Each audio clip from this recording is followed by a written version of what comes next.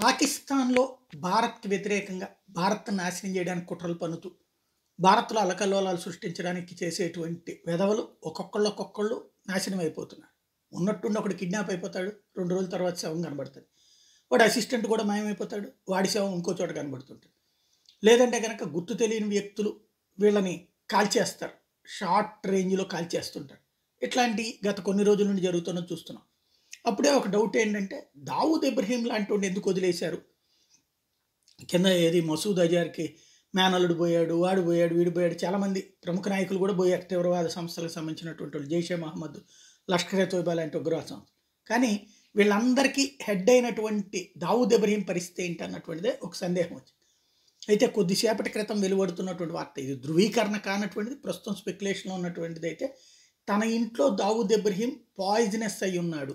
విషపూరితమైనటువంటి ఆహారం తీసుకున్నాడా? లేపోతే ఏం జరిగిందో గానీ అపస్మారక స్థితిలో పడి ఉంటే అతన్ని ఆస్పత్రికి షిఫ్ట్ చేశారు. ట్రీట్మెంట్ ఇస్తున్నారు అన్నటువంటిది.